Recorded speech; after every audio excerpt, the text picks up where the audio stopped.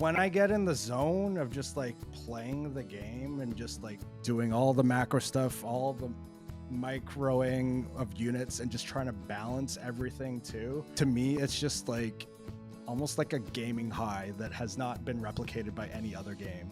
Yeah, real-time strategy games, they have that kind of high barrier of entry to actually play them, but watching them, it's pretty easy to understand, like two armies on a map trying to blow each other up. And what's your favorite game? Come on the show, let me pick your brain. We've all got favorite games. No takes too insane here on Your Fave Game.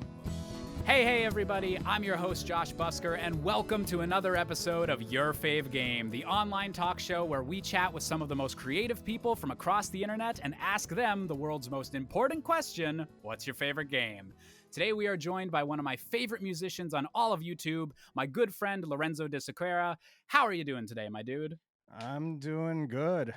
Things are really good on my end after, I would say, a bit of a turbulent past couple months.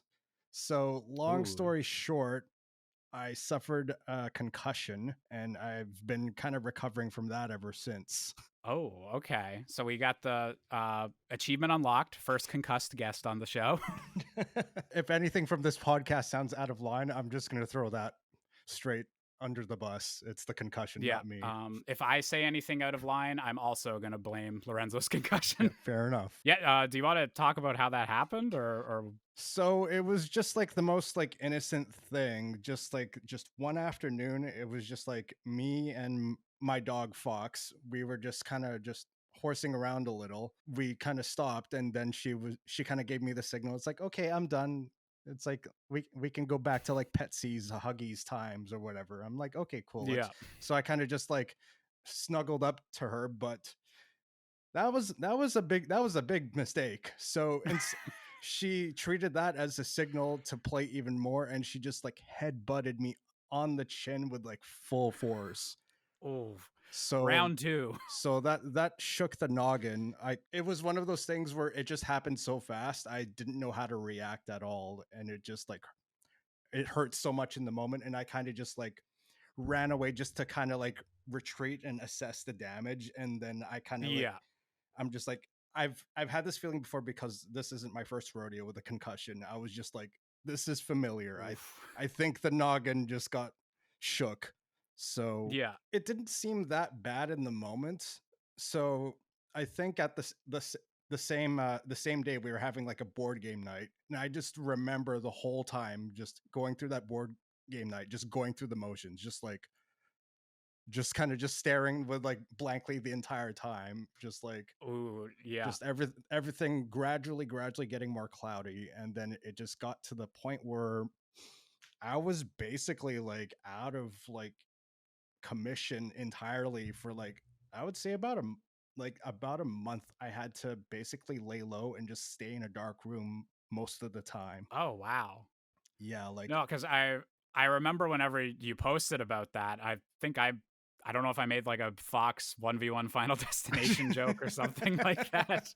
But if it was like bad enough to put you out of commission for a month, like that's like a decent concussion. That's a lot. like even when I was posting about it, I was like joking about it. I'm just like, oh, this will blow over, no problem. It's really minor, but Yeah. it was just like it was just something that just wouldn't go away. Like the dizziness, like any kind of like little movement I would try to do, it would just like give me this like unreasonable amount of dizziness that I just could not shake off. So I just had to stay in a dark room for a while. Brains are weird because you could have probably like hit your head like even harder from a slightly different angle and have had like a 2-day concussion or something. But just like with how that stuff works, very weird. And that's exactly what my first concussion was too. It was just something that kind of knocked me out of commission for at least 2 to 3 days at most, and then I was fine again. But this was like my first time with something more long term, so that was tough to deal with for sure. I thought it was going to blow over, but apparently not. Not to turn this into us just talking about concussions for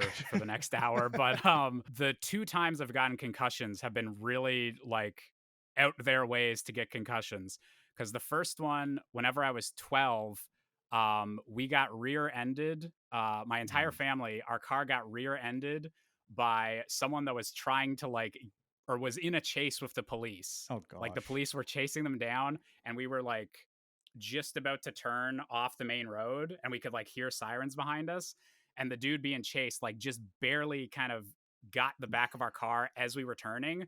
So we turned even faster and like smashed right into the curb.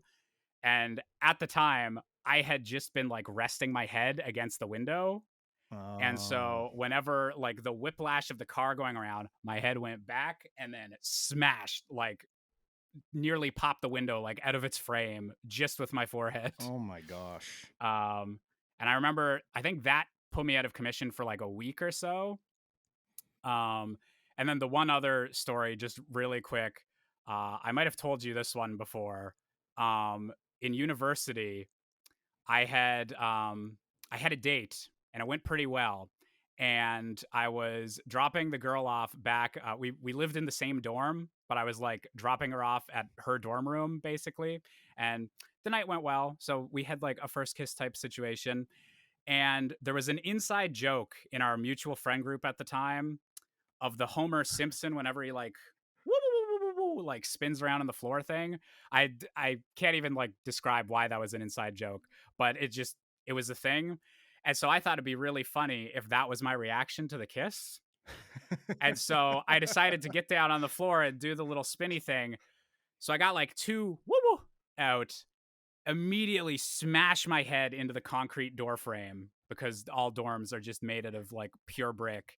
And so the date ended with her having to drive me to the emergency room. As you're wrapping up the story, I'm like, I remember this now. That was wild. Yeah. A wild turn of I think that events. like might have been during our like Minecraft server era. It was just yeah. That one was only a couple days, so it wasn't like a super big concussion, but it was definitely, oh, I hit my head hard enough. I should go to the hospital. Could you take me to the hospital? Not to let's not end the night. Let's go to the emergency room. So again, any weird comments in this episode? Blame head trauma.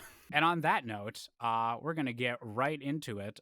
Lorenzo, what is your favorite game that you want to talk about today? It's complicated, but my favorite game would have to be StarCraft 2. So that's what we're going to be diving into. Alrighty. So I guess the first question is why? Is it a personal connection? Do you think it's like one of the best games ever made, or what's driving the decision? Um, this is a weird thing to think about because we all have like multiplayer games that we like got really deep into like during like specific periods of time, right? So other games that come to mind would be like Halo 3, for example. That was literally the example that was popping into my head that I was gonna give. So, yep, Halo Right. 3. So like the period of years is escaping me right now, but it would be like those times where like everyone would be playing those games, and Mhm.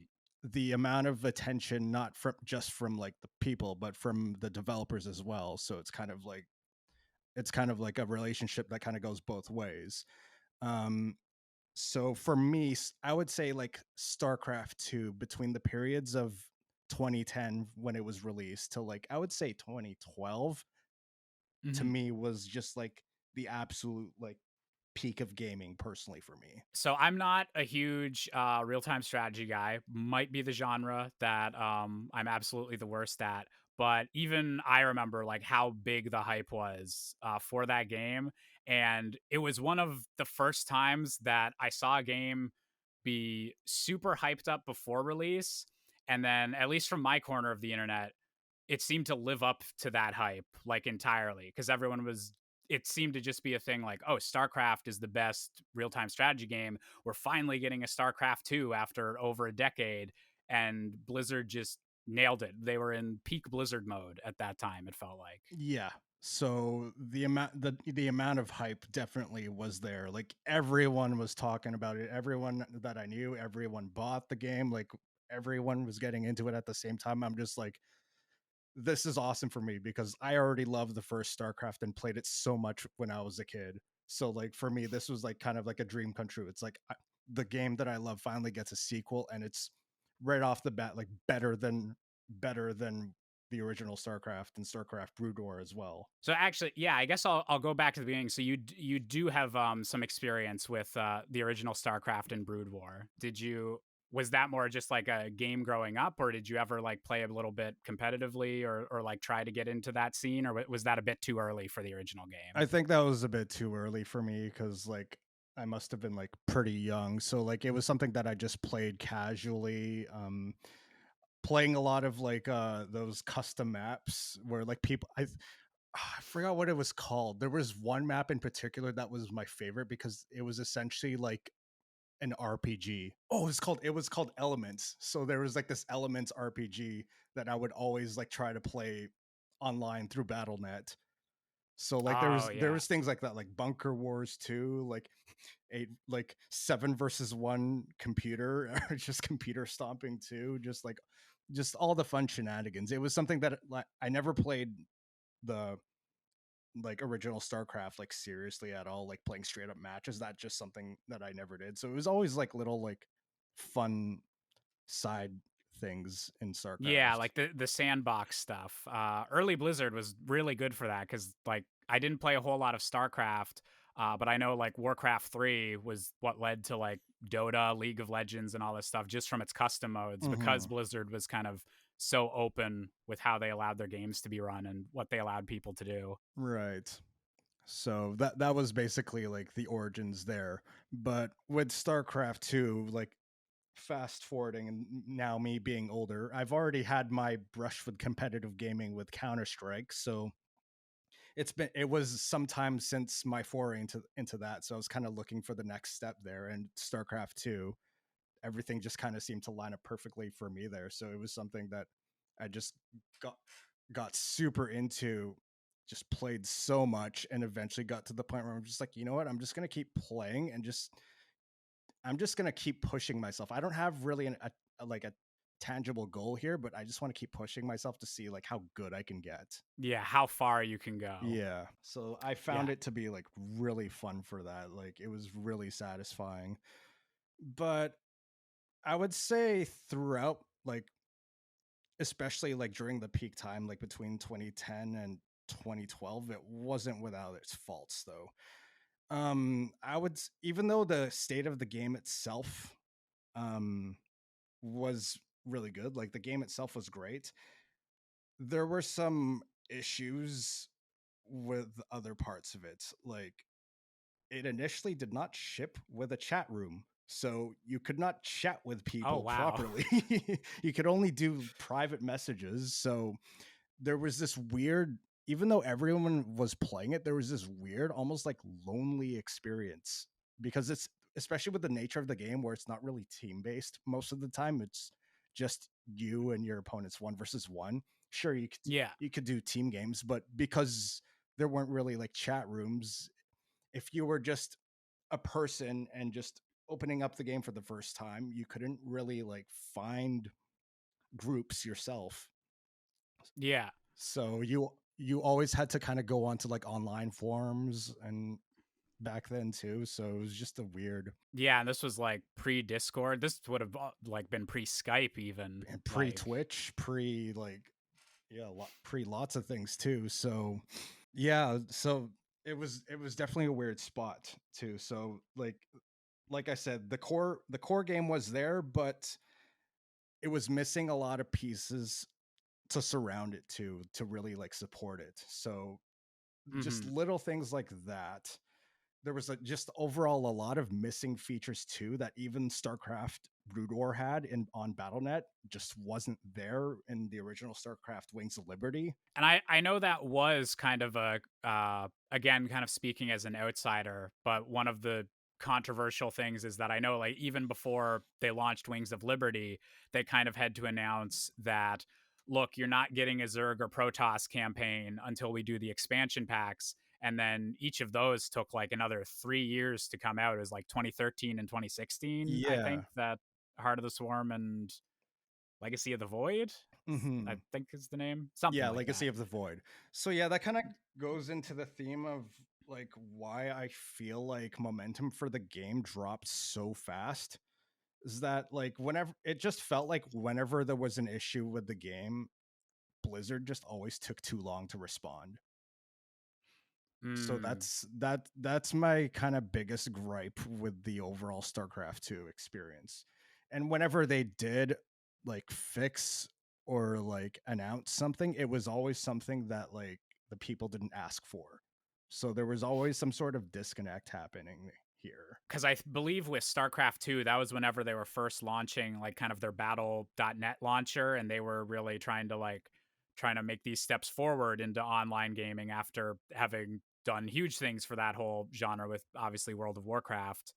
Um so yeah, it's a bit weird to hear that they didn't kind of fully embrace that and be like as reactive as they could be. Mhm. Um and kind of grow the game together. Because yeah, StarCraft 2, like I remember that as being one of the earliest kind of huge esports that I saw whenever I started getting into like watching like video game content on YouTube in general. I actually think like one of the first there was a streamer. I don't think he does anything now. Or no, he couldn't have been a streamer. I think this was too early for streaming, but it was Yeah. one of like my first exposures to like let's playing or like broadcasting gameplay and commentating on it was this channel called HD Starcraft. I remember, And it yeah, was HD StarCraft, yeah. yeah, and so I didn't play this game, but it was still just really cool to kind of see the battles play out and have this guy that was informed commentate over it. And that's like so many people, that's their careers now, like Mhm. 15 years later almost. But at the time that was like really new and no one else was really kind of doing that. And I remember that was so cool to me. And it was so early that I'd have to like wait and like buffer up a full match for the video to actually load and I'd be able Mhm. to watch the full thing without pausing. Um, and yeah, StarCraft 2 is just really poised to be that huge esports thing. And then it feels like League of Legends or like MOBAs kind of took over the being the big esports genre. Yeah, exactly. That's definitely what happened there cuz like that was definitely one of the biggest factors of like I would say StarCraft 2's like eventual decline after like arguably being the biggest esport of the time, especially in the 2010s, early 2011s. Especially League of Legends. That's a big one because it feels like Blizzard just in general made a lot of mistakes when it came to supporting the game as an esport. There was a lot of like fumbles, but Riot Games with League of Legends, however, it's like they almost observed from a distance and just kind of just took notes on what not to do, what to do. And when the Mm-hmm. timing was right for them, they just kind of swooped in and took took all the people who were starting to get disillusioned with StarCraft 2 and just ran off with the bag. Yeah, MOBAs, like that whole genre is really interesting because I like you saying that they were like just kind of waiting on the sidelines because MOBAs have kind of a lot of that spectacle of like, oh, big things are happening on a map. People are commentating and like explaining like why this big thing happening on the map is important. But Mhm. I feel like the barrier for entry to get into like to play League of Legends yourself is probably a lot less than like getting into StarCraft and having to like focus on economy and like all these units and Mhm. the micromanagement and stuff. So they had that kind of built-in bonus of, well, you just have to focus on your one unit. That's all you got to do. And then yeah, took the, I guess, examples of everything that Blizzard kind of did wrong, and figured out, okay, well, we'll do this right. And then yeah, League of Legends is still like one of the most streamed games on Twitch Yep. to this day, and it's Still been going like strong. 15 years nonstop. Whereas today now, like I did my rounds and I'm just like StarCraft 2 is still doing okay, but it's 100% just like a smaller niche now. I'm wondering when real time strategy is going to make like its big comeback moment, because my one experience with the genre over the last few years, I mentioned this just before we kind of started the episode off air, but I've played a bit of Age of Empires 2 Definitive Edition, Mm.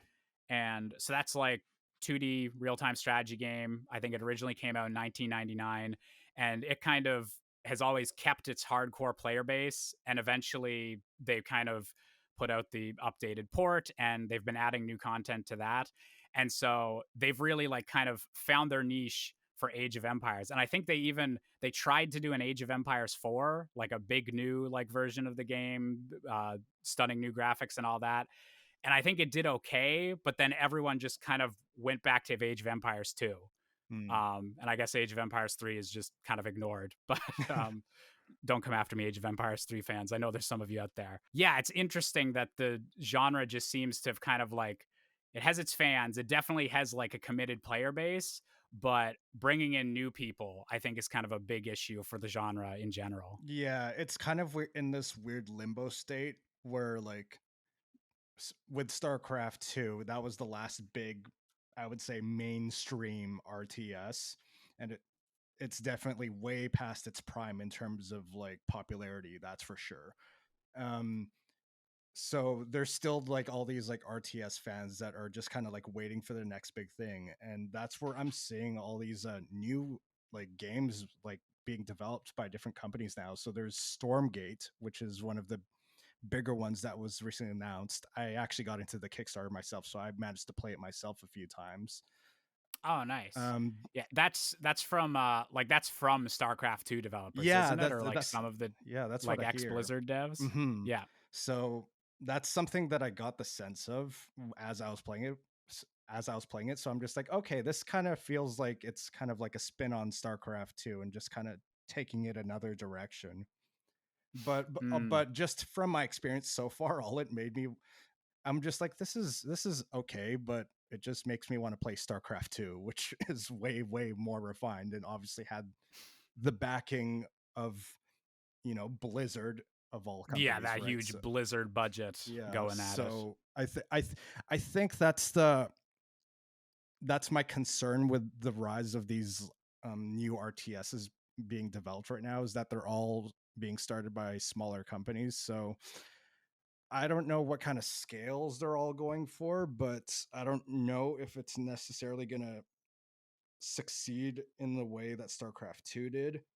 So I'm just kind of watching from afar with apprehension right now. I'm not really getting too excited. Yeah, I feel like there's a way for like an indie game to like break through and become a big new thing, but you can't really like plan around that. And Hmm. it's really difficult, I think, for an indie dev to like set up an esports scene or like have like a prize pool if they wanted to get like some real-time strategy players like promoting their game. Hmm. Like that stuff, which would just be easy as hell for Blizzard, especially now that they have Microsoft money behind Hmm. them. It's a lot harder for an indie dev to kind of put in all those resources when they're not sure if it's going to pay off. Exactly. Um, yeah. And another Um, thing is that just from what I've been observing so far, it almost feels like there's too much focus on making it the next big esport, which I think is a recipe for failure. Because when I think about mhm. it, when anyone gets into a game, usually the thing that pulls you in is just like the lore, the characters, the story, like just that X factor that really makes you want to stick around, not necessarily the Mhm. fact that it's an esport. Because there's been lots of like, RTS aside, there's been lots of different attempts I've seen, even with just like MOBAs trying to like outdo League of Legends, but just missing that extra X factor of memorable Yeah. characters and Oh, such. yeah. There'll be so many MOBAs that will have features like, oh, we have a much better replay system for like analyzing your gameplay than League of Legends ever did, Yeah. and it's like that's a nice feature, but is that really beneficial unless you have all that other stuff supporting it and making you want to like go that in depth on the replays and everything? Hmm. It yeah, kind of putting the cart before the horse. Yeah, exactly. Whereas like the reasons why a lot of people like play something like League of Legends is because they have a favorite character or whatever, and they want to play their favorite character in their game. So That's actually a question. So let's say tomorrow Microsoft comes out and says, "Oh, we forgot one game during our not E3 press conference. We're making StarCraft 3." Um, just out of curiosity, like what would you want to see like the angle be for StarCraft 3, or what should it do different, or What would a new StarCraft like have to do in 2024, do you think? I think if a StarCraft 3 were to be announced, I think I think the core itself needs to be good. Obviously, you need to have a good game, you need to have good story, good characters, a good Mhm. single player campaign, because that's what's gonna like pull people in. That's, for me, was already one of the most appealing parts of StarCraft and StarCraft 2. Like StarCraft two's Mhm. campaign was like so awesome, although like you mentioned before, unfortunately it just took too long for them to even finish, because they separated all the three campaigns by like Yes, yeah. 3-year intervals, which is just too long, frankly, for any That's worse than game. a Netflix show these days. So like something like that, like I kind of think they dropped the ball on. So if they were to drop a campaign that was just complete and ready to go start to finish, like that's already good first step. I think the mistakes that Blizzard made was also kind of the same thing, where they kind of focused too much on the esport aspect and didn't focus enough on like the funness of the game to keep the casual players around, because Yeah, to that's eventually what happened with StarCraft 2. Like there was just so much focus on the competitive aspect that it just no longer became like fun for like anyone who just simply wanted to play a game, not compete. you'll get a few people that'll be like, "Oh, this is the new competitive game. I want to try that." But like the biggest amount of people that you're going to get kind of funneled into your competitive scene is people that are already enjoying it casually. Yeah. Like that's and as you said, like that was your enjoyment with StarCraft was very much I like messing around in the bonus modes and Hmm. the fan made stuff. And then that made you, once the sequel actually came out, it got you more invested in, okay, I want to get good at this, like the game, Yeah, so like I the actual acknowledge game. the Yeah. fact that like StarCraft 2 competitively was one of the most fun experiences I've ever had, but that when it came to just like the casual side of it, it was super flawed, and not enough attention was put towards that with Blizzard. So if there was a StarCraft 3, I kind of want it to be kind of more like the original StarCraft, where the original intention was just the focus on the game itself, how fun it is, how cool the story is, the characters are, and the fact that it just organically became an esport in the first place. That's just a nice benefit to it. So like I think that should honestly be the approach for the next one, if there is a next one. Just try not Hmm. to force the issue of it being an esport so much, because that's I I think ended up just being like a double-edged sword for Blizzard there. Did you wind up kind of sticking with the game like past the expansions, or did you like just fall out of enjoying it before Heart of the Swarm even came out? So I think one of the biggest things that kind of got me to back away from the game was that by the time I got relatively good, so like near the, I would say closer to the tail end of Wings of Liberty, I finally got to masters ranking, like high end masters ranks, like top eights. Okay, yeah. By the time I got to that point, a lot of people had already stopped playing. So it's like it's like I got good too late. So Uh, I'm just like it was kind of just like showing up to like a party like everyone had like already left. So it was just like yeah. I missed the boat there. So that's where I started thinking of just like, what was all this for, kind of thing. So Hmm. I eventually stopped playing more. But then Heart of the Swarm came out, so that was cool. Like I love the Heart of the Swarm campaign. Had so much fun with that. But Mm. on the competitive side of things, though, when it came to the state of the game, that because with these expansions, that's where they start introducing new units. Yeah, they gotta switch up the meta type thing. So that it's not the same. So this is where I feel like the game started to get a little over engineered. So you have, it's like they're forcing like all these like new units into the game that don't necessarily have like the biggest chemistry within the meta. So the unfortunate result is that with the addition of these new units, um, I think the biggest offender is the swarm host that got added to the Zerg race. So a lot Mm. of the game, it as a spectator esports, like a lot of the games ended up being a lot more boring to watch than it did with Wings of Liberties, and I think that's kind of what became like the downfall for me personally. I can't really speak for Mhm. others, but because for me too, like I even honestly, even more than playing it, I loved watching StarCraft 2. I love watching StarCraft 2 streamers when that started getting up and running, especially on before Twitch, it was called Justin TV. And the Yes, yeah. majority of it would be like StarCraft streamers, and watching like professional people play would be mind blowing. Just I would always be baffled at like the speed they would operate at, and just like hoping I could even Oh my god. get a Yeah. fraction of that. I'll feel like, oh, I'm finally getting the hang of some of this Age of Empires 2 stuff. And then I watch a pro of that game play, and it's like, oh, they just have 5 times the amount of fingers I have, apparently. And also like double the brain cells. And showing up to those streams would kind of be like keyboard ASMR before it was even called ASMR. Just Oh yeah, just the mechanical yeah. keyboards going. Oh, so we've been talking a lot, kind of about what StarCraft 2 did wrong, and it went a little bit off the rails. I guess later on. I guess that's a difficult position to be in with the expansion packs, because they've waited 3 years for this, they're gonna want something new and kind of almost expecting like not a full StarCraft 3 and StarCraft 4, but like it's Mhm. been 3 years. Like they need some kind of new content. But then so you want to make big changes that kind of justify the price point.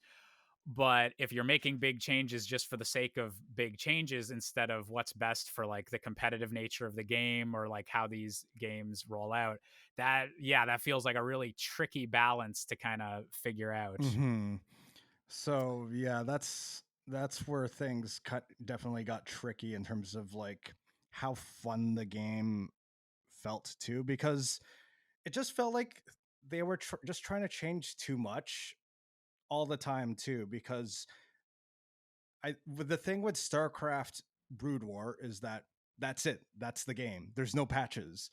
So Yeah. with StarCraft Brood War as an active esport, it's just something that continues to develop over time, like meta shift organically Yeah, despite instead of a patch switching things up, yeah, or because guys were removing this type of zergling or whatever. so like you would get this strange dynamic between like professional players and Blizzard being like, this is like too strong, this is annoying, and then Blizzard like fixes it right away instead of like letting the players cook and try to come up with like something Mm. new to counter something that seems strong at the time. So it it definitely felt over engineered at a certain point, and it just something like that just took the fun out of it, especially when Blizzard would react to things, especially like units that would seem strong. So ultimately my point there is that it just became a lot less fun because you would just have it just created this culture of people always complaining about balance, and Mm. just always creating these like rallying cries for Blizzard to fix something, and then Blizzard would cave. So it was just something that was just not pleasant to be around a lot of the time too. Instead, because like it, because personally I always had the attitude, I'm just like, okay, so this unit or this strategy seems pretty strong, but let me try to think of something myself to see if I can like counter this. But if you know that Blizzard is actively patching this game and the community can influence that in a way, that kind of incentivizes you to make as big a stink as possible on whatever unit you hate the most that's always like defeating you, Yeah. instead of actually having to figure out how to counter it like within that current meta. Yeah, or just like sit back and be like, "Oh, Blizzard will fix this anyway. This is obviously too strong." So, yeah, I don't know. Yeah. It was just overall like something that was just became less pleasant to be around as time went on, and was definitely one of the bigger motivators of me eventually stepping away from the game. Aside from starting a YouTube channel around the same time anyway, which lines up with the release of Heart of the Swarm. Good old 2010s YouTube. Yeah. Did you play any of Legacy of the Void at all, I or I did that I, bring you back a little bit? I did. So with Legacy of the Void, think I think StarCraft 2 as a whole, actually got pretty good in terms of Blizzard actually like completing the game as a whole, you know, like chat rooms and all that, obviously, for one. Yeah. And just adding more features like cooperative features and just like more reasons for people to play the game for fun. So I think Mhm. in terms of a casual game, like StarCraft 2 right now is actually in a really, really good place. Like there's so, Yeah. like I It's was free to play and technically, they so they it's also made like they also made it free to play too. Like so like honestly, like right now it's probably in the best state it's ever been. But the big problem which I've been kind of harping on this whole time, they missed the boat. This all came way too late. yeah, Everyone's if already this moved game on. if it had been in like the 2016 state whenever it launched in like 2010, it could have had like so much of a bigger impact. Yeah, exactly. So that's kind of where my like saltiness kind of comes from there, because I'm just like if they had just done this from the start, I don't think so many people would have left, because it's honestly like in the best state it's ever been. But Yeah.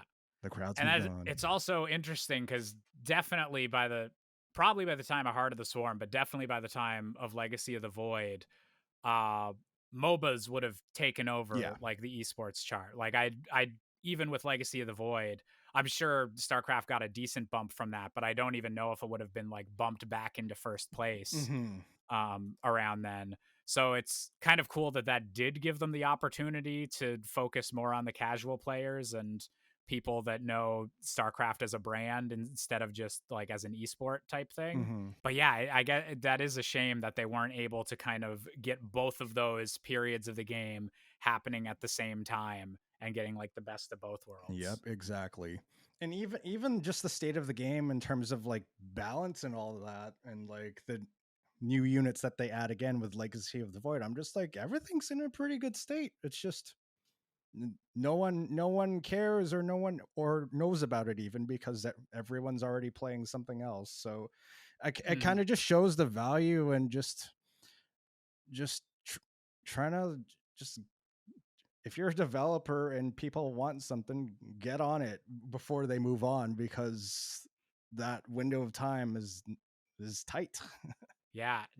Blizzard seems to be really good at that. Not to dunk on them too much, but like Diablo 3 is a game that I've played a bit more of, and that's definitely one where it has a bit of an iffy reputation because it launched not quite where people wanted it to be, but over time they turned that into like one of the best put this on while you're listening to a podcast games, like just tons of loot and like just a great experience.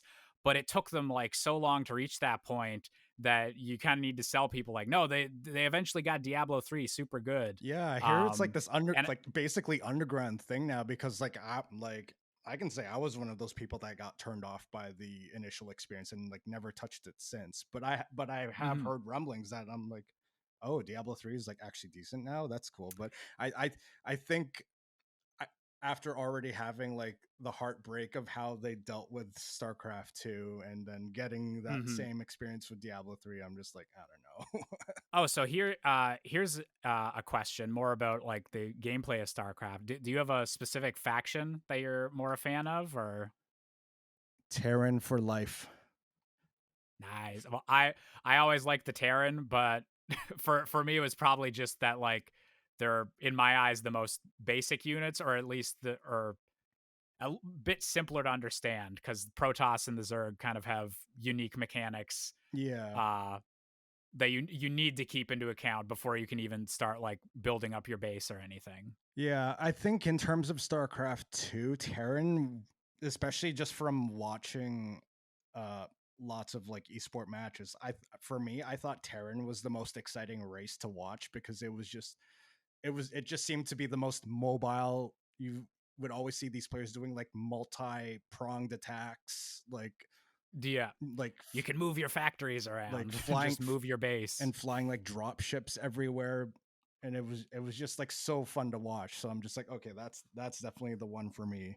But it's interesting though, because in StarCraft Brood War, Terran wasn't my favorite race. It was Protoss. So it's kind of interesting how things shift around. Oh, that's Yeah, interesting. because I would say like I would say that like Terran in StarCraft 2 plays a lot closer to Protoss in StarCraft Brood Wars. So in terms of like how the races play from game to game, like it's actually like honestly not that too much similar. It's quite different, I would say. Oh, that's interesting. I always just assumed that they kind of just okay, we ported these guys into 3D, but the basics are the same, and then they just gave them new units. But if the actual like kind of purpose of each of the factions kind of changed, that's really interesting.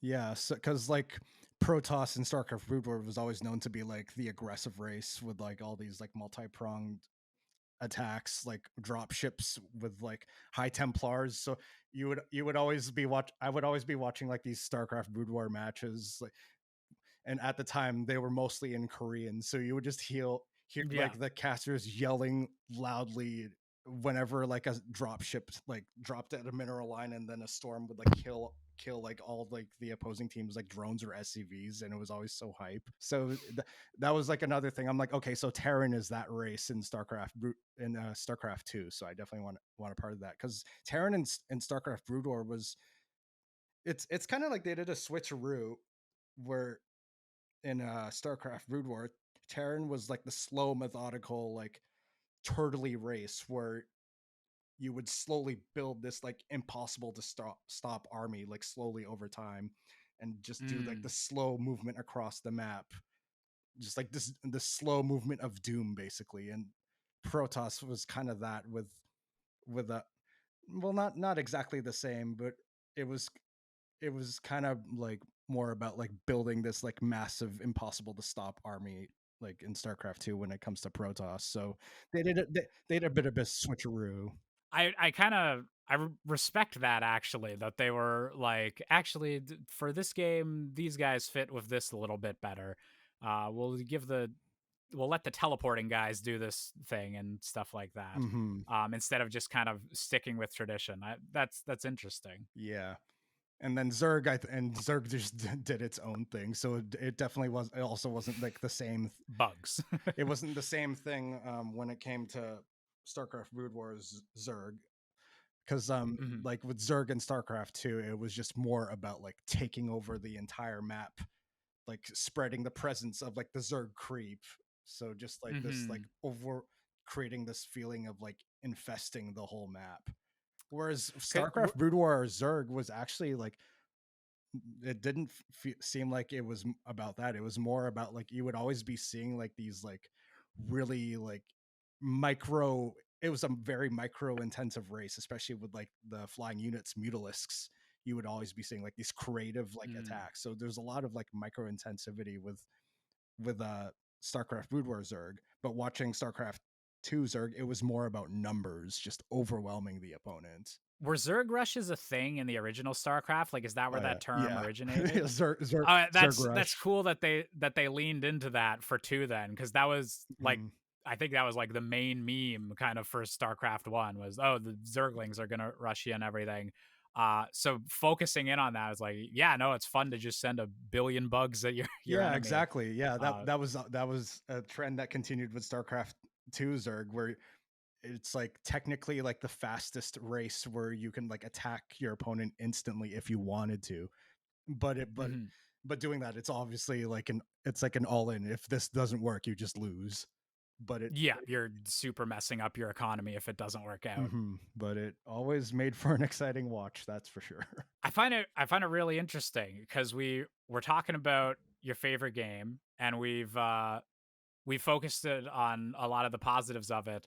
But there is a lot of also like, oh, I could have been so much more. And it's kind of specifically like I really liked it during this period of the game's life, Mhm. which is something that I think is becoming more common just as games become more and more like constantly patched or getting like big updates or DLC and everything that you can kind of focus in and like, oh, well, actually, this era of the game is when the game was its best, and that's my favorite game instead of like the overall whole. Um, but is there any like gameplay reasons or like specific reasons that you are Do you think that StarCraft 2 is like better than StarCraft Brood War, or that just it is more personal to you? Just thinking of it mechanically as an RTS, it fixed a lot of like as much as I love StarCraft 2 Brood War, I mean StarCraft Brood War, um there's a lot of flaws with it. Like in hindsight, it's still a very buggy game. Um Mm. like unit pathing is like very weird. Like to put it simply, units are stupid in that game. You tell them to, if you select them and you just give them a single command to go somewhere, Hmm. 50% of the time they'll obey that command. The other 50% they're just okay, I'll go here. Actually no, wait, I'll go back. I have nothing to base this off of. This is just me guessing in the moment, but I wonder if it's way easier to do pathing in like actual 3D games, cuz I know Age of Empires 2, which is still like they have it like 4K resolution for the sprites and everything, but it's Mhm. still built on like a 2D engine. And to this day, like 24 years after it came out, they are still having to patch like pathing issues with the villagers and things like that. Or they'll put out a patch and then be like, oh, sorry guys, we messed up the pathing on all the archers. We'll get that in the next patch. And it still seems like they haven't figured out quite how to do that. Mhm. So that's interesting that that's like a problem in multiple kind of older RTSs. Yeah, so like for me, like what makes StarCraft 2 so much fun to play is just all the quality of life changes mechanically there, because another problem with StarCraft Brood War is that you can only select 12 units at a time. So if you Oof. so like what if Oof. you're watching like a professional match and seeing like an army move from one part of the map to another part of the map, that feat alone is actually more impressive than it comes across. Oh god, yeah, you because you'd have to either have like a whole bunch of control groups or just like like Yeah, or just like have the yeah, speed to like constantly select one part of the army to move yeah. and select These it. guys go, these guys go, these Yeah. guys go, these guys. Yeah. So like something as simple as just moving an army is incredibly hard in StarCraft Brood War. Like it's just because of how janky and buggy and outdated some of the mechanical designs are, it's an incredibly hard and unforgiving game for sure, which requires like a high level amount of just APM, even just for like the basic things in that game. So Hmm. so the learning curve for that game is like even worse than StarCraft 2. Like with StarCraft remastered coming out, I was just like, oh cool, this could be an opportunity for me to like get into StarCraft again, since like I fell out of especially like super fell out of StarCraft 2, fell out of love with that game for a while. So I was like trying Hmm. StarCraft Brood War, and I'm just like, oh my god, this game is hard. Like I thought I was like good at StarCraft 2, so that like things would translate over. I'm just like, oh my god, this is just so hard. Whole Like different beast. like Yeah. even though like I thought I had the APM built from my time with StarCraft 2, I'm just like, no, this is just actually just so hard. Everything is just so like clunky, and you're just fighting with the game's interface the whole time. I'm just like, how the heck do people play this pro? You got to have like 6 hands to play this game.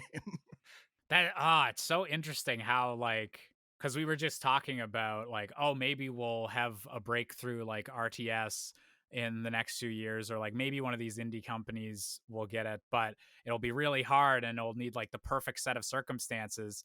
And then meanwhile, like initially, StarCraft 1 becomes like the biggest video PC game like for years, Hmm. even with all those problems, and like is able to build up a huge like international tournament scene, Yeah. um, all alongside that. And it's interesting too, like how it organically developed too, because essentially Blizzard just left that game alone. Like even with the remastered, it's even the remaster's not getting support now. So it's just everything. Oh wow. But it's interesting how, because of that, it's unfortunately like the user experience for like the casual user is not great, because if you open StarCraft Brood War remastered, you're playing with people that have been playing the game for years and years and years. Yeah, The skill you're floor playing is against a 50-year-old Korean guy that like sees these key commands like in his sleep every night for decades. The skill floor is insanely high. So like even like low rankings, those aren't low rankings. Yeah. Because I at It's least I like can there's been inflation here. yeah, at least I can say just with me playing StarCraft 2 again recently, like the ranks are reflective of the people who play those ranks. So at least that's it still has that going for it. And there's also Mhm. but with StarCraft remastered, there's apparently a problem with a lot of hackers doing map hacking. So it's kind of like it's Oh, that which was apparently also a similar problem back with like regular StarCraft Brood War on BattleNet. You would just have all these mhm. like hackers, and you would like not know who's legit. So Yeah. Oh god, I don't even I don't know how I would distinguish between someone that's destroying me because they're hacking or someone that's destroying me because they have like 200 APM. yeah, I know when I was Like those two things are essentially the same to me at yeah the end of at the the end of the day. day, like when I was playing, I'm just like this doesn't matter because no matter what, I'm getting destroyed. I'm just getting out muscled. Period. It doesn't matter what advantages or disadvantages that they have. So even though there's a lot of elements about StarCraft 2 that have disappointed me, especially when it came to just overall like poor support. Just playing it again, it's it's kind of just reaffirming my feelings. I'm just like, to me, this is what like peak gameplay is, period. Especially Mhm. when I get in the zone of just like playing the game and just like doing all the macro stuff, all the microing of units and just trying to balance everything too. It's to me, it's just like almost like a gaming high that has not been replicated by any other game. I've tried like playing other games like somewhat competitively. I think the most recent one being Smash Brothers Ultimate. I was like, Mm, yeah. okay, let's try this one. Let's try a different genre altogether and just see how far I can push this. But like we were kind of discussing before, I think at a certain point it was like between one period and another, I'm like, okay, this is actually like an awesome game. Mhm. And then personally for me, Smash Brothers Ultimate got ruined by the last wave of new characters Oh, yeah. because Are we talking about our little boy Steve here or Steve, he's he's a point of controversy within the scene for sure. So if you remember like with the game before Smash 4, there was Bayonetta. Now Smash Yeah. Ultimate has Steve. Yeah. I was actually playing Smash Ultimate a couple days ago with some friends, and one of them hadn't played Smash Ultimate like with any DLC before. Like just Mhm. anytime he played the game, it was always just the base roster. And he was like, "Oh, the Minecraft guy's in here," and I had to say like, "Oh yeah, the pros absolutely hate him," and he was like, "Why?"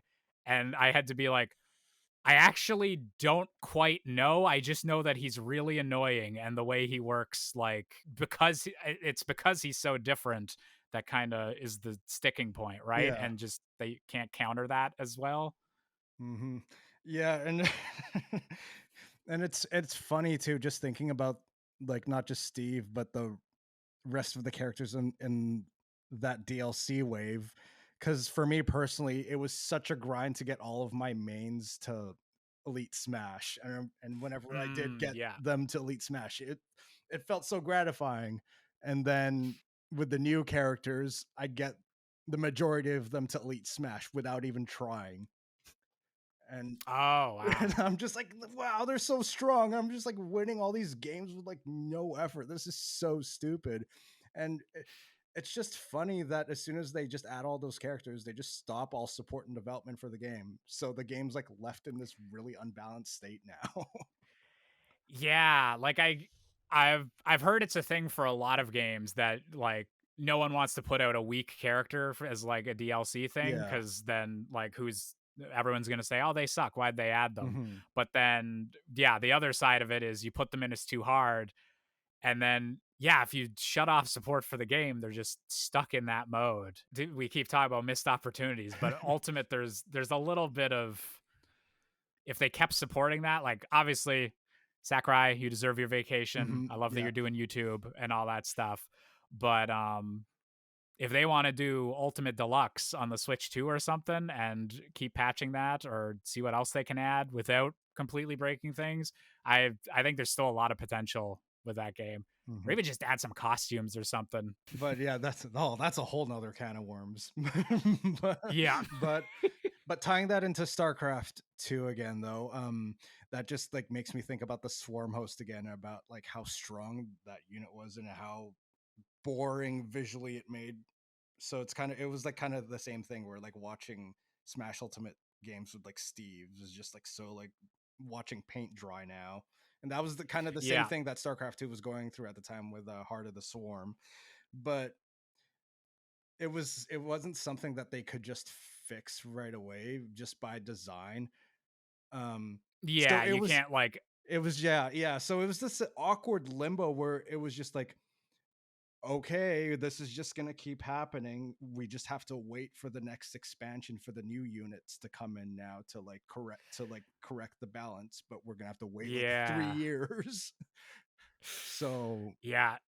Oh no, that's just not a healthy spot for your game to be in, especially like when you're trying to build up like that esports scene and everything. mhm. Because yeah, you throw in these new units, and the first time you see it, it's like, oh, something new. Like Yeah. this changes everything, but then it changes everything into something very predictable Yeah. and just Predictable and very boring to watch, and you watch it and you're just like, this is the game now.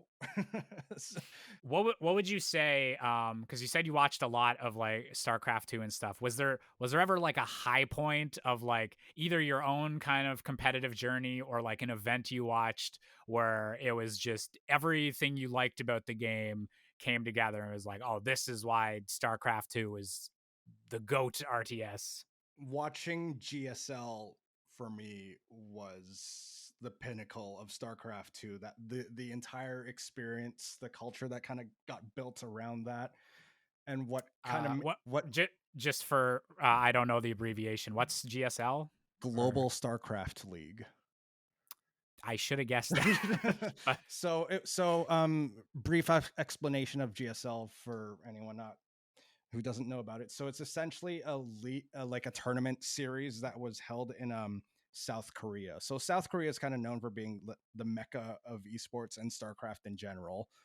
Um, mhm. StarCraft, They have like the bunkhouses and everything for like professional players oh and yeah, there's like dorms and all that. oh yeah, like later, like search that up. There's like tour videos of like all of those like build of those like tight quarter buildings of like nothing but StarCraft players. It's nuts.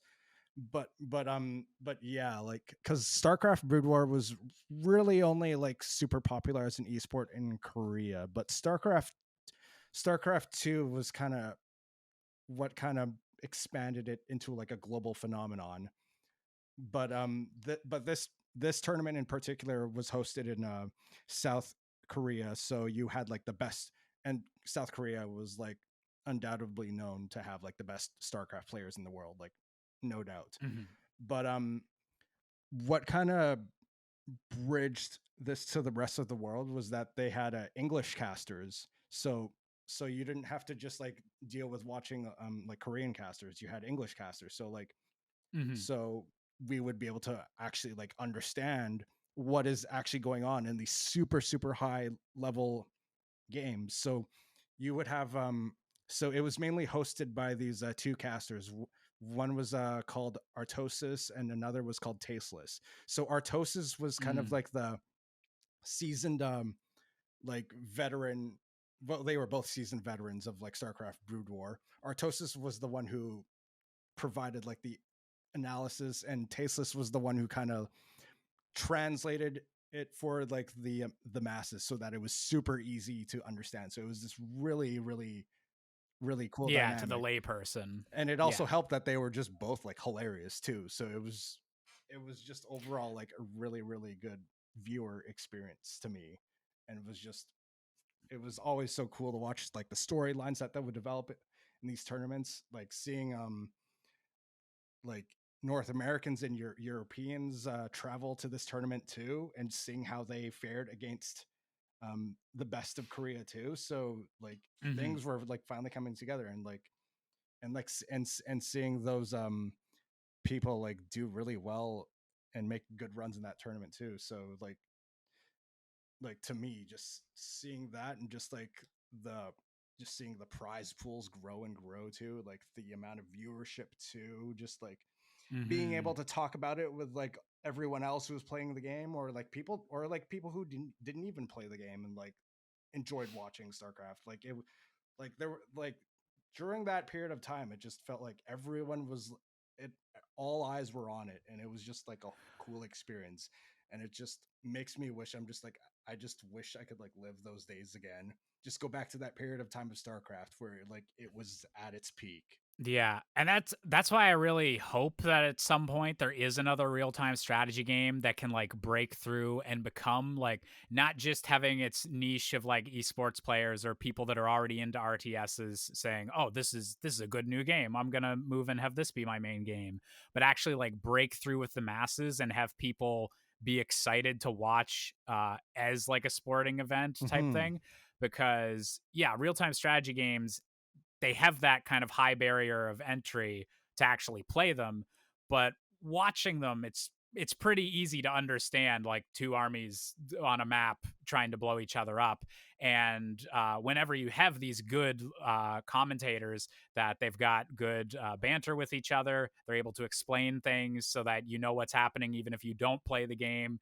Like you don't need to know all of the individual upgrades that a baneling's going to get. Hmm. The commentator is going to explain to you, "Oh, his mainlings are supercharged now." Yeah. And I feel like to watch RTSs are some of the coolest esports just because they're easy to understand on that level. And yeah, it would be so nice to have a big like mainstream popular game like that to watch that isn't just League of Legends or Dota 2. Hmm. Because like the joy for me in watching StarCraft 2 in general is just seeing like how these like players can like perform and just being blown by how much multitasking they're doing.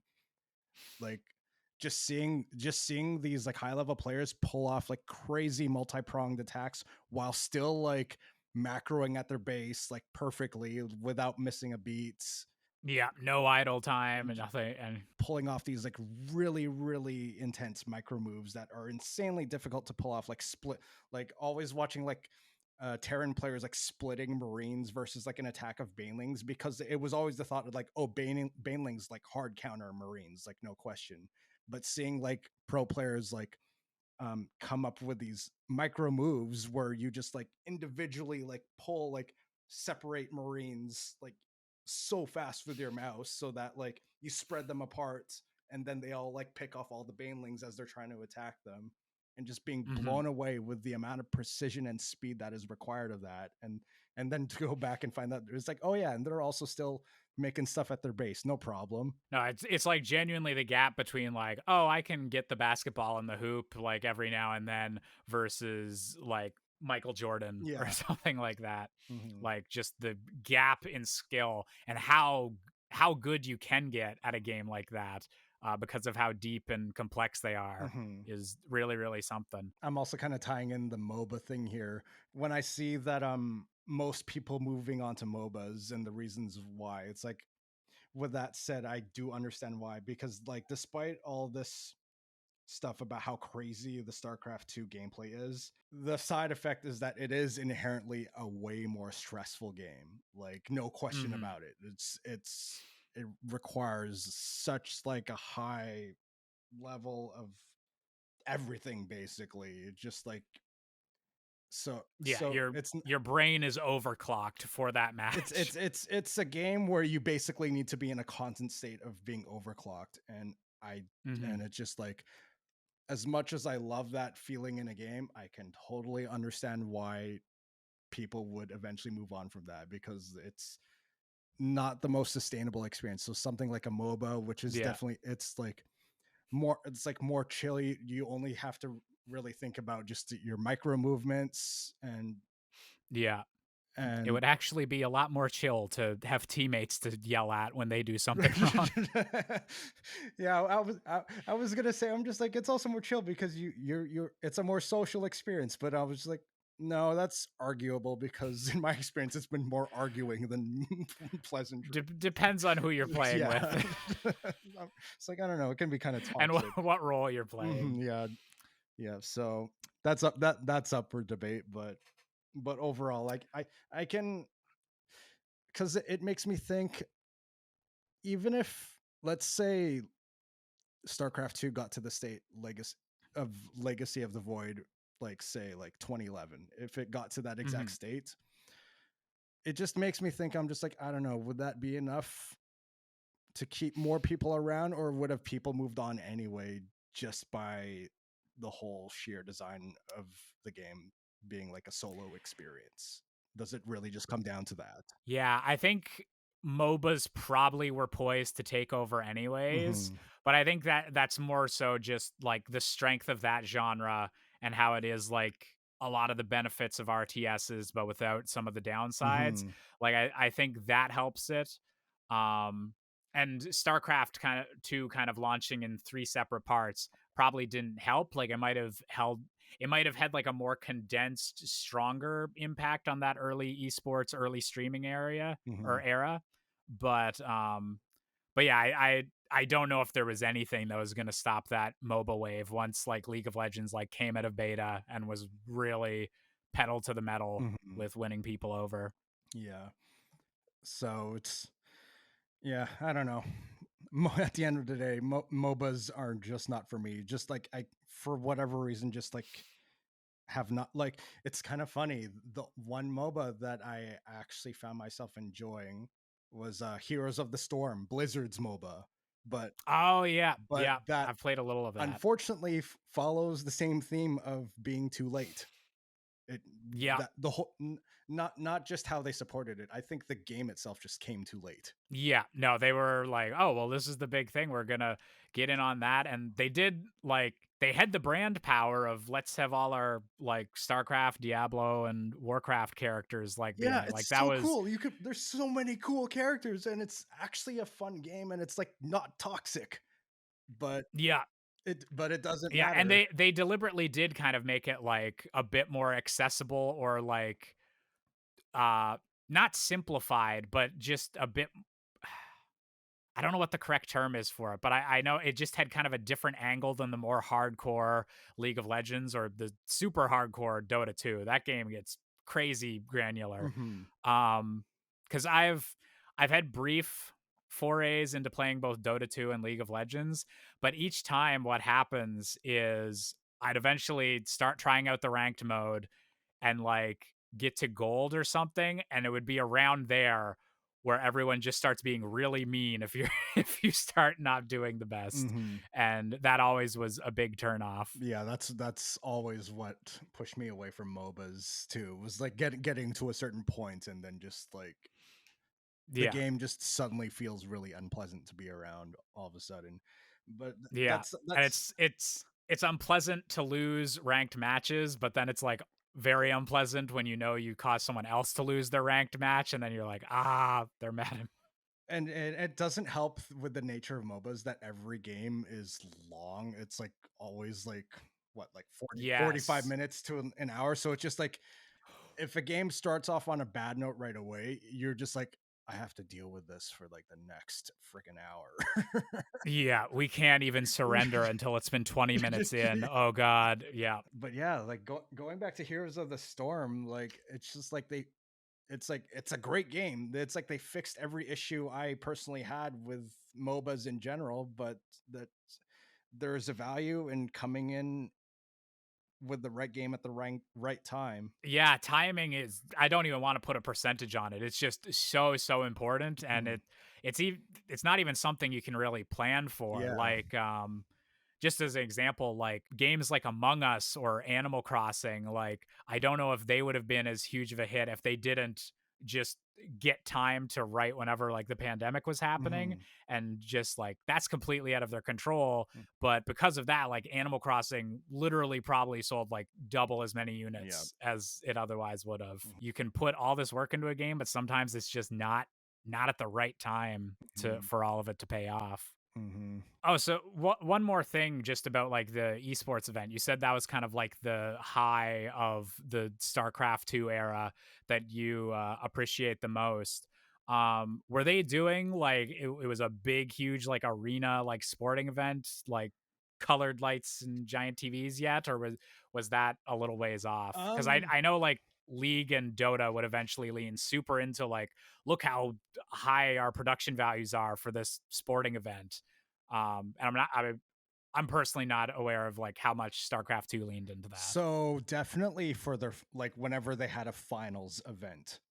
So like Mm. they would go like full production. Let's get as many people in as possible. Like look how many people in real life are watching this kind of thing. Like they would up the scale.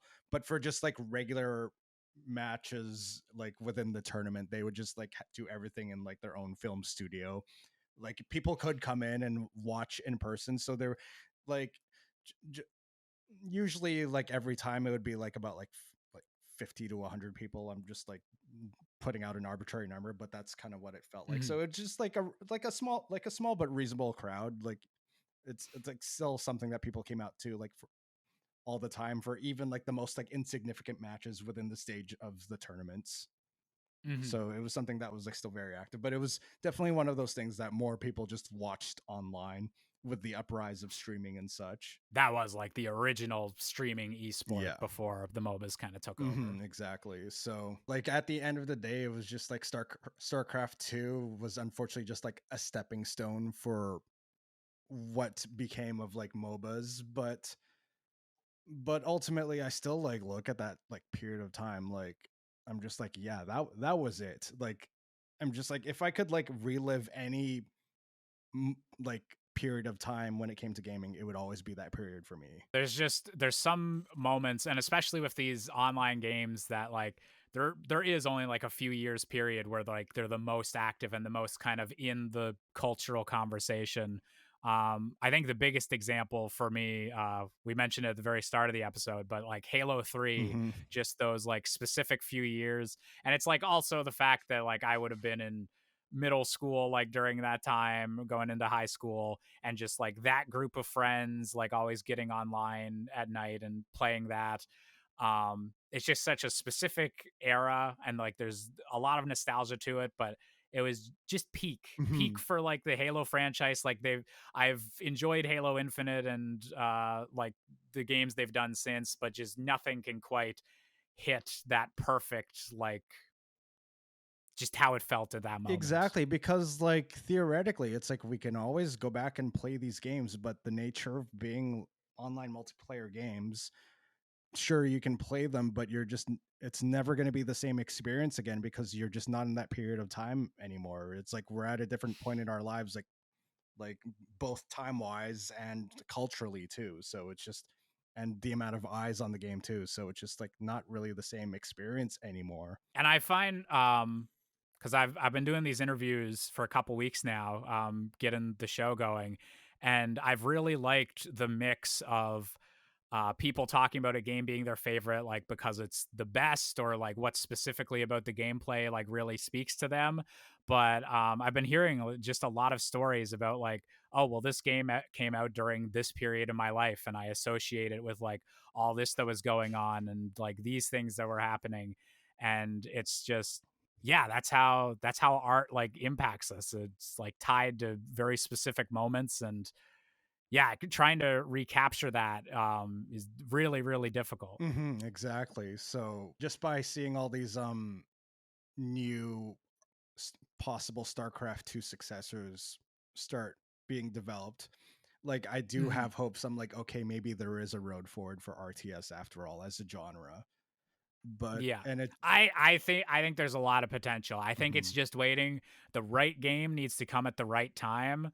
And then I think that like, oh, RTSs are really fun to watch. I think that could really like blow up on Twitch or YouTube mhm, or something again. It'll just take the the right game with the right release date to come out at like a good point where it can like catch on and have that spark into something bigger. Mm-hmm. Yeah. So like just by thinking of I think there's like a few notable ones. So like I mentioned before, Stormgate, that's the one that's being done by like former Blizzard or StarCraft Hmm. developers. Um I'm aware of another one. It's called Zero Space.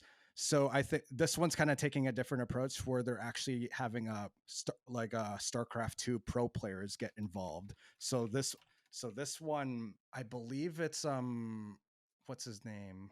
He went by Cats in StarCraft 2. Oh, that sounds So familiar. he was like a prominent stream, like early Twitch streamer too. Hmm. I think he's I think he's one of the people over there. I think one of the best StarCraft 2 players also. I think Scarlet, she's also a part of that company too. So that they're taking the pro player um viewpoint approach there. So that'll be interesting to see how that game comes out as well. And then That'll be interesting. and then there was a third one that I saw that was actually just recently announced. Yes, I just did a quick little Google because I wanted to be sure of its name. But during the Summer Game Fest, like the Jeff Keighley event, they he announced like a world premiere, new trailer, and all that. And the opening of the trailer was I think it was super anime, but it was just a very like animated, like high energy, whole lot of action happening on screen, and it was all like 2D animation for that. And then it actually, once that trailer ended, they're like, and now we're going to show you some gameplay. And the actual trailer did not tell you at all what genre the game was going to be. And then the actual gameplay was an RTS. mm, And a bunch of people in the crowd were kind of like, what? Just because of the kind of the disconnect between how high energy the animation was and then the actual gameplay. um but it, like, the fact that they were able to get there and like kind of put that trailer in front of a big audience, and I don't know all the specifics they talked about, but it sounded like they were actually trying to think of how they would change the RTS genre. And I think they were like changing the amount of like economy that you'd have to do. Like some things were automatic, or other things you could kind of like give commands to your unit where you wouldn't have to like keep microing them the entire time. You could give them like almost programming logic of, if this is happening, do this type thing. right. Yeah, so Um, yeah, there was that one too. What the heck is it called? Was it Battle Battle Aces. Aces? Okay, so Yeah. apparently that one is being headed by the former StarCraft 2 balance director. So there's still some Oh, so okay. Yeah. there's more StarCraft 2 connections there. So it's kind of like kind of like created this like like a bunch of like family tree branches now basically. Yeah. So I like that there's like multiple former StarCraft 2 devs. They're like, but okay, can we bring the genre back, yeah, so please? different approaches. Like I think Battle Aces, I haven't seen too much of it. This is probably the one I know the least about so far, but just from Mhm. what I saw, it's like kind of like it almost feels like more emphasis on like the microing over like macro management. So it's almost creating like a battle arena aspect, but it's like one versus one. Mhm.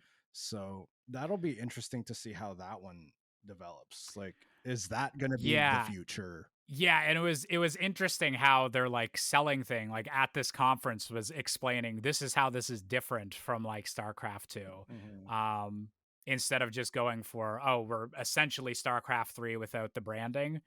Um which is the other Blizzard developed one. Blanking on the name of it. Have they announced like any big changes from StarCraft, or is their pitch like, we're bringing this back how you remember it type thing? Um, this Stormgate, right? Yeah. Stormgate, yeah. I don't know. I haven't honestly, I can't really speak too much of it because I haven't really paid attention to that side of it.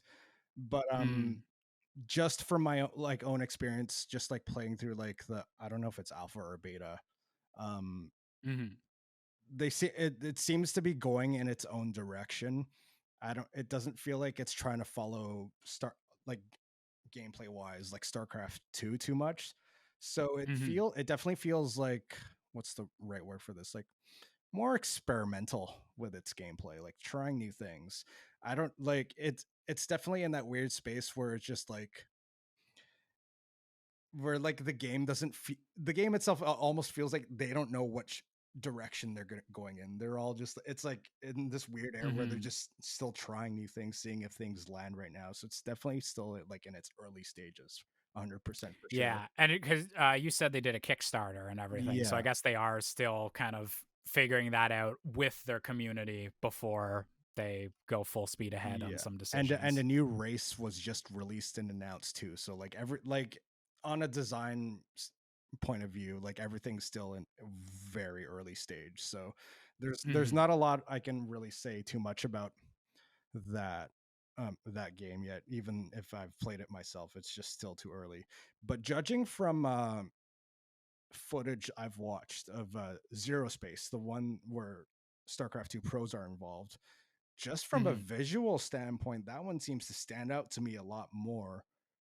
So that one's been catching my eye recently. But all of that aside, with these like three games that I've seen so far, it just kind of goes back to my earlier point. I'm just like, even if they're focusing so much on all like the esport aspect of it and the gameplay aspect of it, how it appeals to esports, will it be attractive enough for the casual base to really pick these games Hmm. up? Like, is like maybe the battle aces approach of simplifying things down is the right one, or Zero Space doubling down on the competitive efforts, or like Stormgate just Yeah, experimenting, like. that feels like such a tricky needle to thread, like that balance of getting the hardcore StarCraft people in and getting the normies and building up your own kind of community. Um, yeah, I don't even know how you'd solve that, or what would be the correct thing to kind of focus on. Yeah, because just as like an impartial viewer, like it feels like if I were to just stand from that perspective, everything kind of feels like everything's in danger of becoming like a niche within a niche. Like Hmm. it's in Yeah. danger of going in that direction if I were to just to like look at everything without like rose colored glasses, like hoping for the next big StarCraft successor, basically. Because like Yeah. I hope one or all of these like take off, like sincerely, like that would be like awesome for me. But I do have my apprehensions though. Definitely a difficult task they have in front of them. I really hope one of them can do it, can find that blend or just the right marketing hook that'll make people kind of perk their ears up and go, "Oh, what's this?" Hmm. So yeah, I guess just kind of wrapping things up. So StarCraft 2, as we said, Blizzard eventually kind of converted the Wings of Liberty campaign and the multiplayer into being free to play. Hmm. So anyone watching this can try this out. Is there any kind of closing comments on StarCraft 2 that you'd like to say about what do you think so important about it, or what's still good about it to this day? I think ultimately it's an awesome game and it's free to play now. Like it's at the best, like as a game, it's in the best state it's ever been. So like there's honestly like no reason not to try it. Basically, it's there's like so many features now. It's just like I even forgot, like I opened the game and I'm just like, oh, there's like automated tournaments that I can enter. I'll just enter one today just for giggles. Oh yeah, I did notice that whenever I booted it up, and I was like, "Oh, that's cool." And I got completely destroyed because because I because even though my mechanic, it's like my mechanics are still there. It's like kind of like riding a bicycle, but I have no idea what the meta is. So like I had like a very like meta loss. I'm just like, oh, this is like something I've never seen before, and I don't know how to deal with this. Yeah, just the language of this game has changed in the Yeah. years. So like the funness of the game is like still there. It's just like even if you're not into like the competitive aspect of it, like the single player campaign, like now that everything's out, it's really good. It's Oh really, yeah, really good. just that alone is more than worth checking out, I And I think. think it's stood the test of time for sure. Like like back to back Wings of Liberty, Heart of the Storm, Legacy of the Void. Ooh, chef's kiss when it comes to like RTS like single player Yeah. campaigns. The Zoomers might not know this, but back in the day, Blizzard only made bangers. Mhm. They were really good at this whole game making thing. Yeah. So, now I just think about Blizzard and I just get sad. But Yeah. a Yeah. game like this, it's like still exists and it's more accessible than ever. And I took glances. There's like still like even though it's not the size it used to be, there's still a strong community going. There's still like lots of streamers. There's still lots of tournaments happening. It's still Mhm. very, very active, especially when it comes to. Yeah, like we can talk about like the good old days or whenever it was at its peak, but there is a ton of games that would kill to have like the kind of the niche that StarCraft has built out for itself, like 15 years after it came out Mhm. almost. and and yeah, so like definitely recommend y'all to give it a try because it's free. But ultimately, like, just when I look at StarCraft 2, it's interesting to think about how much it taught me as a person, because going into that game I was not good at StarCraft 2. Like I was like bronze league trash, like did not know how to play the game at all. So it kind of like, in a way, like taught me how to like properly learn things, because Mhm. let's face it, like I slacked off in high school. Like I was not good. I was like not good at like studying for anything, period. This was like the Mhm. first time in my life where, like, aside from, heck, even music, I wasn't really studious. I kind of just got carried by my ear, honestly. Mm. But StarCraft 2 kind of forced me to turn everything like upside down in how I usually do things, and like learn how to actually properly learn, and also to cast aside any ego and properly ask for help too. So like I would like ask for help from Yes. other players. Um that's been a big thing with me for Age of Empires is yeah, kind of just asking for actual tips and realizing that okay, I need to actually to get better at this, I need to do some stuff that on its own like isn't fun. Like you just said with music, if you're practicing music and well, you can get into the levels of practicing music and the minutia where it's not fun anymore, but a lot of the time like we enjoy playing Yeah, music. We're musicians and everything, and so we enjoy doing that. But to get better at an RTS, you need to be focusing, you need to like figure out build orders and things like that. exactly. And so yeah, I totally get that could be like your first project where you actually need to like apply yourself and okay, I want to get better at this for the sake of getting better, not just because it's enjoyable to keep doing this over and over. Yeah, like that was the first time like I could say that I like actually like paid for like a professional player to like coach me, because they got to the point where I'm just like, I literally have no idea what I'm doing wrong. I feel like I'm doing things like properly. It's like Mm-hmm. I'm doing the build order that's like on the websites. I don't know what I'm doing wrong here. And it just like, Yeah. just to have that sobering moment of like a pro player to like pick me apart completely Yeah. was. That outside perspective. That was very eye opening to me, just to see how like trash I actually was. Because like I would always overthink things. It's like, oh, I'm losing because I'm not doing the right strategy, or not doing this or that. A lot of it just Mhm. came down to like sheer mechanics. Like the pro would just be like, "Are you making SCVs? Why did you stop making SCVs? You make SCVs." It's just like simple things like always making units, never stopping.